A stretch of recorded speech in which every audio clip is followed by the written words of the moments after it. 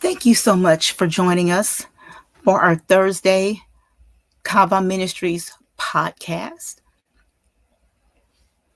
This is Allison Huckabee, and we are excited that you're joining us this evening. And not only are we excited about you joining us, but we're excited about our guest for this evening. We are talking about the Tamar Experience, the Up and Coming Summit, which will be in Lebanon, Tennessee on April the 27th, 2024. And there are many components to this particular summit, but we are focused on the two Tamars in the Bible and their experience and how God delivers us and heals us through this process. So we are going to introduce our guest for you this evening. This is the start of the Tamar Experience. And again, this is Cinny Roy. Yay, Cinny Roy. And I'm going to I'll introduce her. I'm going to let her start from there. And then we'll have a discussion again about trauma and what it looks like and how we can be healed and delivered from. Cinny Roy. Allison, thank you. It is an honor to be a guest on the Kava Ministries podcast. And this is a difficult topic, but I come as a woman, a married woman, a mother, a grandmother. I'm also a licensed professional clinical counselor and supervisory staff in the state of Ohio. And I have the truly privilege of meeting with women who have had different experiences in their close relationships. So often we hear about childhood sexual abuse and the breaking of trust at all ages, from infants on up, and what that does to a woman, and to a girl, and to a boy. But today we're going to talk a little bit about what that does to a woman when she is in a relationship and she is overpowered by someone that she thought she was safe with. And so one of the things I would suggest to everybody in the audience is, first off, let's breathe. Just take in a couple of breaths and realize that we are victors, victorious women in Christ. And that just because this is a tough subject doesn't mean that it is meant to destroy us. And I want to give hope and encouragement as we talk a little bit farther about that. So, Allison, is that a good starting spot? That is a great starting spot. And that really talks directly and speaks directly to the trauma that especially Tamar and 2 Samuel experienced. And so, Cindy, as we talk about the trauma of having experienced any type of sexual abuse or physical abuse, what would you suggest, Cindy, if someone has, or even how can they protect themselves if they're living with someone who may be physically or sexually abusive, more sexually abusive than anything, where there's control, where sexual abuse is being used as a control mechanism? What would you suggest that they do, and how would that look? What would that look like?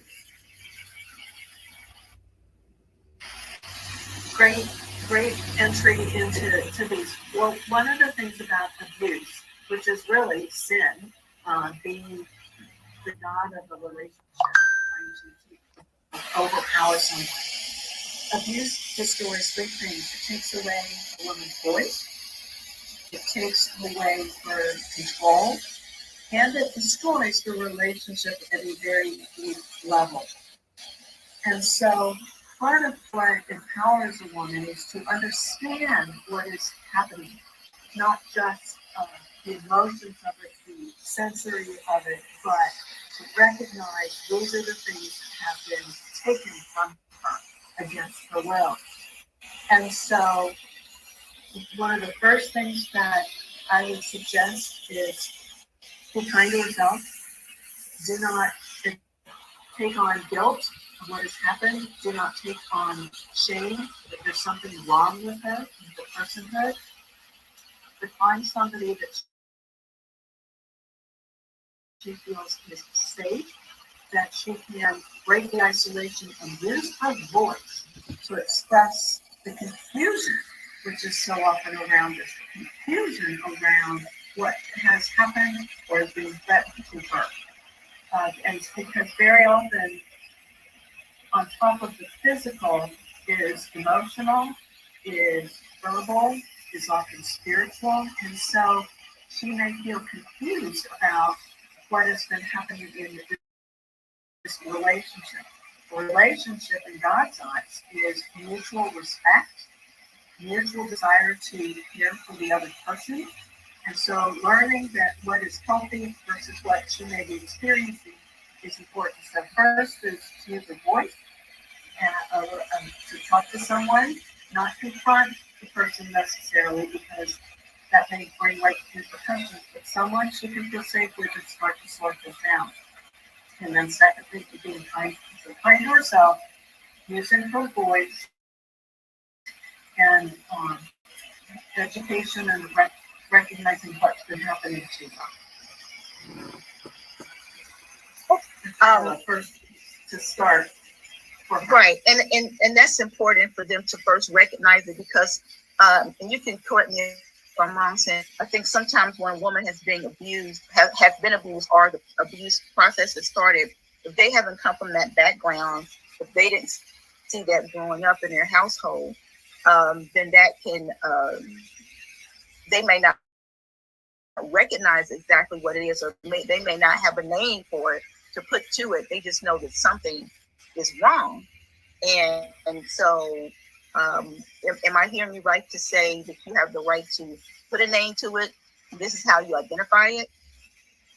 Yes, the relationship has been distorted when there's an interaction, physical, emotional, especially the sexual, that is disgusts them, hurts them, brings a feeling, something of fear, of trauma, of like what just happened.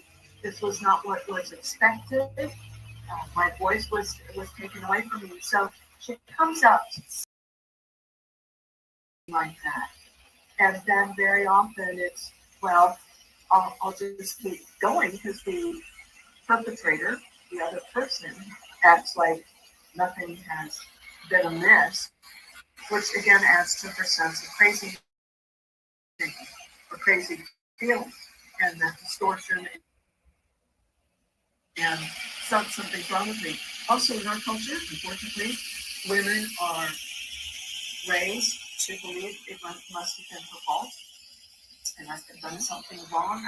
Or I didn't do enough of something, or I brought this on because we immediately assume that it's been our responsibility because that's what's been forced on us. So there's just all these different things that can be feeding her, and she feels gross out by herself, and yet she's supposed to suppress it. In other words, ignore it. And yet our whole body retains memory. We remember what it smelled like, what it felt like, what it sounded like, what we heard, what we saw is what is a complete memory. So all of her is impacted by this and can be very traumatized. So breaking the isolation, loving on herself, using her voice to speak up, and learning about what has taken place, then she can look about how to change interactions in the future if she's in a position where she needs to remain in that environment. So circling back for a minute to one of the experiences of Tamar, do you find it, well, let me say this, I'm sorry, I don't want to get ahead of myself. One of the experiences of Tamar was that she found herself with a man. She was married to a man who she married into a family of dysfunction.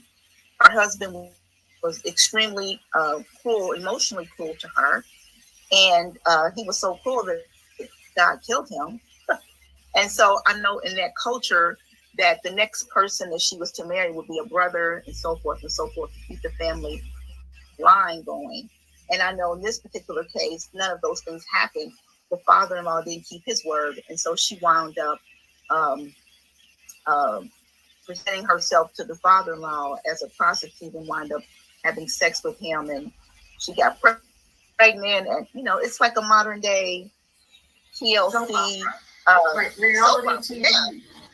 Yeah, a reality TV program, and she did this. I look at it as she did this as a means to survive, to have a legacy for her children. Can you speak to that even in today's society? What happens from that trauma to a woman that would make her go to those extremes in order for her to still live and what we would consider succeed? Can you speak to that, and what would be other ways that she could possibly help herself without going through those, without her putting herself through that extreme of putting herself in those places to be abused? It's difficult because of for this sweet woman that you're thinking of and others that I've known,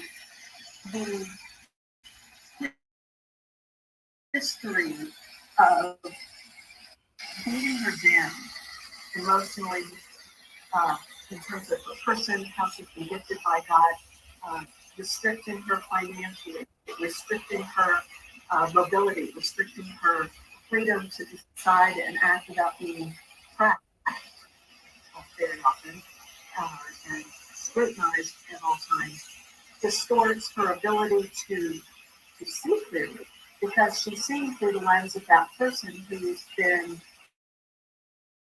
taking advantage of her.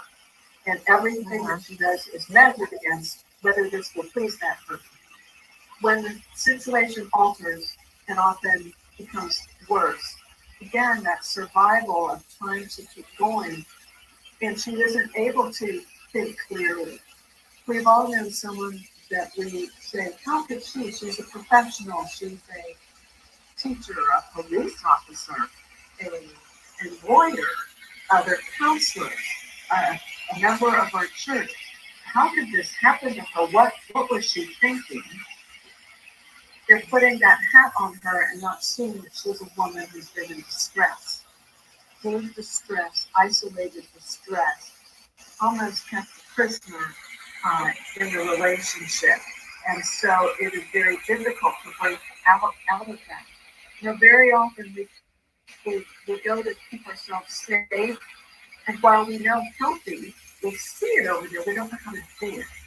And so we continue, because we know the rules of engagement, even though it might be a big pen relationship and a very disgusting, dirty, unhealthy, abusive relationship. At least I know how to keep myself safe, and I can recognize the cycle of when things are building towards a conflict, and then what the process is afterwards.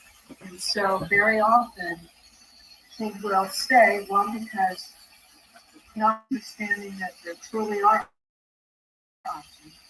She may stay because we're made hopeful people. God made us hopeful. And we keep thinking, well, maybe if I can get him to, and we buy that into that life cycle of it's our responsibility. Another component is he has said to her, well, no one would love you. No one would like you. I'll keep the money from you. I'll take the children from you. I own you. And that is repeated enough that she believes in it. But there is hope. And that's what's so wonderful about it, is God it never abandons us, even in those moments of extreme distress. But we cannot guilt ourselves as women when we're backed into the corner, and we do whatever we can to survive at that time, because that's all the option that we know to do at that time.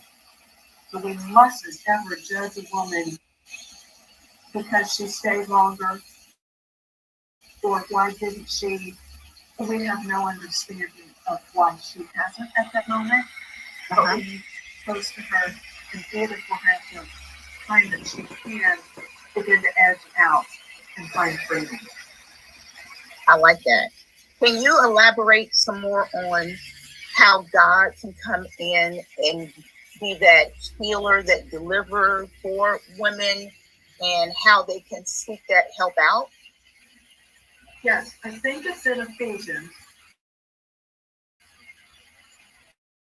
We'll have to look that up. But in Okay. Ephesians, it's about the width and the length and the height and the depth of God's love for us. And think about it. No matter how far we fall, God is even farther below us to catch us. There's no depth that He does not understand. Nor can we get so far away from Him that the length of His arm cannot reach Him and retrieve us. We can't outrun Him. Nor can our simple attempts with our short, stubby arms limit that He will not reach to us. It's not a matter of us how far we reach to Him. He reaches to us.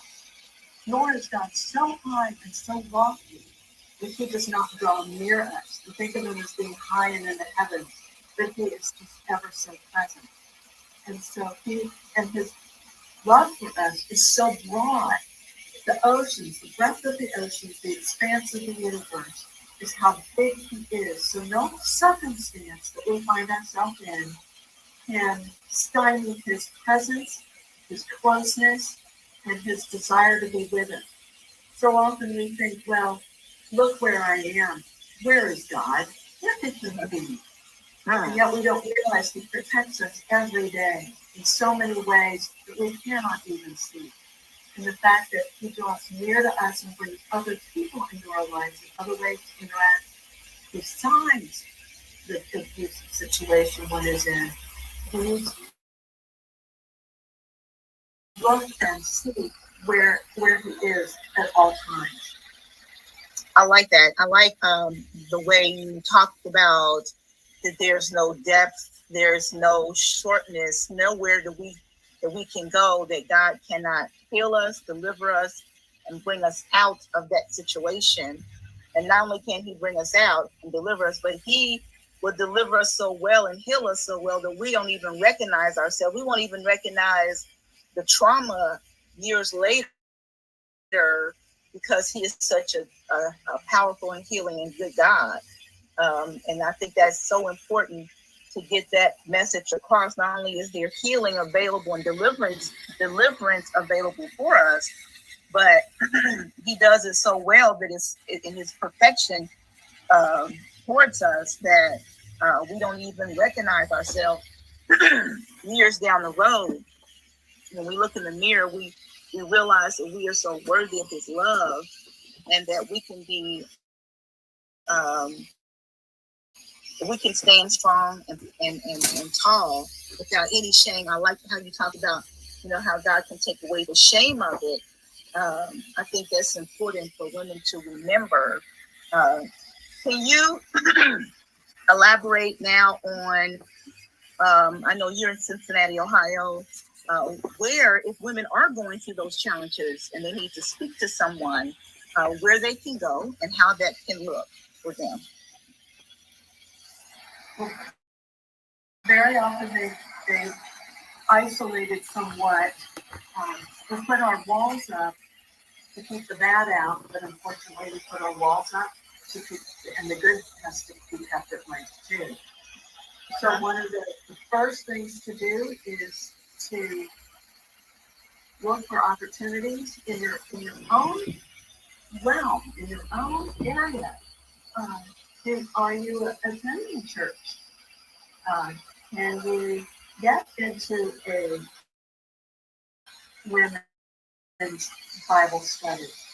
Build support for yourself right in the community where you are.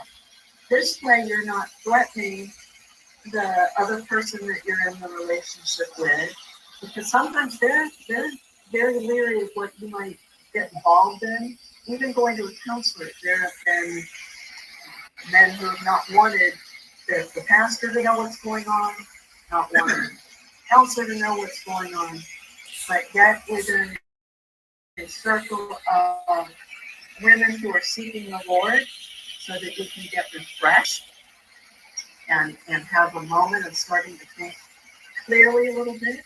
That empowers and strengthens you just to have a break from what's been taking place.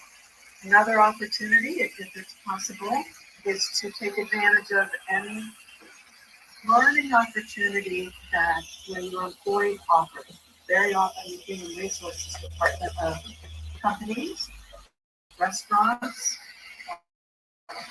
stores, all of them these days, mental health can be just attending seminars. And so that doesn't have to necessarily be costly or time consuming or threatening to the relationship person. And just to take advantage of easy things, low hanging fruit, some of those things like that. If there is threat of physical harm, then with the person, I'm going a little bit to the other end of the spectrum, someone can call their police department, not the 911 line, but everybody has what's called a back office number. And just run a hypothetical by the responder and say, if this and this is taking place, what do you all recommend?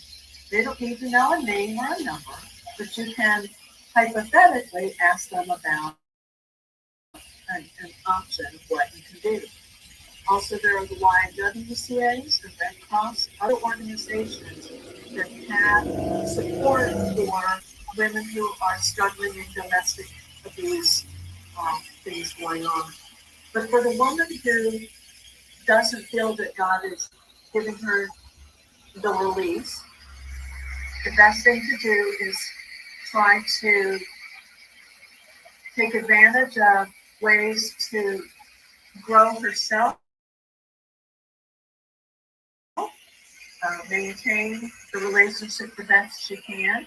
Another thing that I just thought of is we often are the last ones that we take care of. We take care of children, we take care of our cars, we take care of the dog, we take care of the neighbor, we take care of our family, and we're the last one to be given a go card.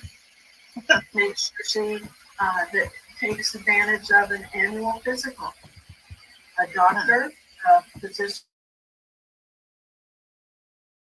assistant, and nurse can tip information to that person in terms of how you are mentally, physically, and they're supposed to be paying more attention these days to asking questions about harm in the home and things like that, and get some support that way too. So just edging out, using your voice, gathering information, just getting around other people is primary. There would be more education and learning about what the options are. One of the things could be that she just needs to communicate what she's uncomfortable with. Sometimes we assume that someone's taking advantage of us when we really haven't tried to use our voice. And so I always think you can't blame somebody if you don't tell them. We can complain and grumble about things, but if we don't try to communicate that need, and then that can be difficult. And so sometimes it means taking just an index card or a piece of paper and writing down what is it that I'd like to express.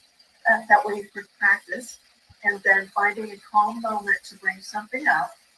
Can't control the outcome, but at least you know you tried. And they can't say, well, you never said, you never told me, that kind of thing. So sometimes we have to realize that the men in our lives, women in our lives, others in our lives, they cannot read our minds, and that we need to be a little clearer in our communication. What else should we bring up, Allison? I think that you have covered a lot. So, because you, like I stated before, you are in another city, are there any organizations in Cincinnati that you recommend, or places that you, like you named off, that they could go to if they felt the need to see a counselor or somebody just to talk to? I know you mentioned local church, the local churches. maybe if they're not a Christian, a synagogue, mosque. But are there any other places that's just designed for women that they could go to? Well, in the greater Cincinnati area is aidcenter.org. That's a faith-based organization with trained peer counselors to serve women aged 18 and above for every issue you can imagine. It's aidcenter.org, like Aid in the Bible. That's one that's well respected in the greater Cincinnati area. There's also, you can Google hotlines and helplines and care lines and things like that. Again, depending on her safety, if her phone records are checked, you might want to do that at the public library to look some things up using a different connecting source than her phone or her own computer. Just depends a little bit on what she's got going on available. Also, radio stations, Christian radio stations, for those who are believers that would be listening to your podcast, have prayer lines, and also just having worship music in your environment helps drive out evil and raise the presence of the Lord. So that's another thing that she can do that's beneficial for herself. And just trying to think of some easy things that are available for her to grab hold of, depending on what's going on in her situation. Thank you so much. Those are wonderful suggestions and directives that women can go to and have those services available. I hope all the women who are listening, or men who are listening, or family members who are listening, took heed and are able to write that information down. Again, that was aidcenter.org in Cincinnati, Ohio, Greater Cincinnati, Northern Kentucky. Again, I'll say it again, aidcenter.org. Thank you, Cinny, so much for joining us today. I appreciate it. This is Kava Ministries, part of our Tamar Experience Summit. As we go through this process of helping women overcome trauma and abuse, and helping them be able to not just heal, but become delivered and made whole the way that God has created beautiful women to be, because we are special to God. We appreciate everyone that's going to participate in this process in advance. And you all will hear from Cinny again down the road. Again, this is Cinny Roy, my lovely sister in Christ, who I love and adore so much. Thank you for your time. We appreciate it. This is Kava Ministries. Thank you so much for joining us. If you would like to continue to support us, please go to $Kava Ministries. We would definitely appreciate our donations, especially for this process. Thank you again for joining us.